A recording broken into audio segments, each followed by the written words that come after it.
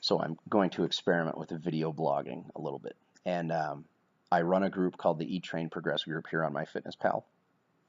It's also on Facebook, and but it originated here on MyFitnessPal, and it's a forum group that I run. And in that group, I have a question and answer thread that I do every month, and I will occasionally do videos like this in the thread to answer questions. I will link the thread below. I would encourage you to join the group if you would like, and you're welcome to ask questions in that thread, or you can reply to this blog with questions.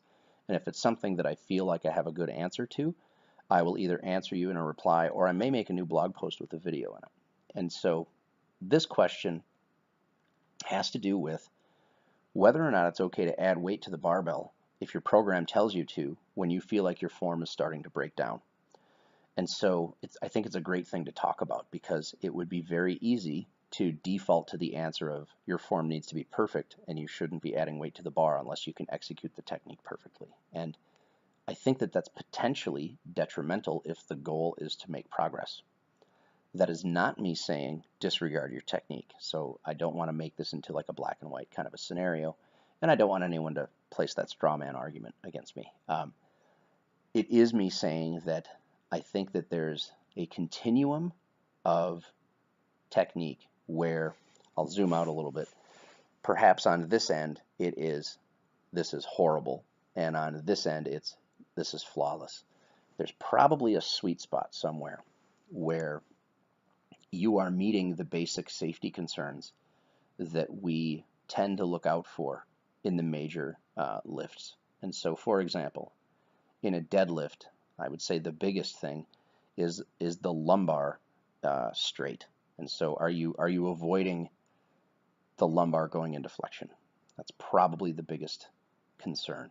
The thoracic spine and even the cervical spine, I would say there is less concern over what those areas do. There are people who pull absurd amounts of weight with a rounded thoracic spine. I've done it myself. I wouldn't teach a new lifter to do it, but it's an example of, on the internet, you could look at that and say, oh, that's horrible technique, you're going to get injured. But the reality is it's probably a much lower risk of injury than people make it out to be. Anyway, but the overall point with this is that technique exists on a continuum, and when you are in a situation where you are exerting yourself to a point that you've got 1 or 2 reps left in the tank, you're close to failure, you're probably going to experience some amount of form breakdown. When you are using loads that are above 90-95% of your 1 rep max, so let's just say you're a 400-pound squatter. If you start putting 370, 380 on the bar, you might start to experience some of that form breakdown.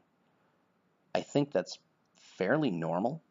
I think that's likely acceptable. I do think, though, it depends on what degree of form breakdown. And then finally, it depends on what percentage of the repetitions that you do are experiencing that. So one example, if you're at 50% of your 1 rep max and you're 3 reps into a set and your back's rounding and your knees are caving in and your heels are coming off the ground, you probably have technical work that should be done before you concern yourself with adding weight to the bar. Or if your goal is to squat below parallel, and once you get to a certain load, you've lost 8 inches of depth on your squat, that might be a situation where, yeah, you should work on this technique before you add weight to the barbell. On the flip side, if you are pushing near 1 rep max territory and you're worried because you've got a very minor, like your one knee comes in a couple inches, I think that taking it that far could be potentially detrimental to progress. And I think that there's just likely a range of acceptable amount of form breakdown, provided that the majority of the work that you do exists in an area where the technique is largely considered safe. I'm going to close with a post from Dean Somerset. I like Dean a lot. He's a very nice guy too, and he puts out good content.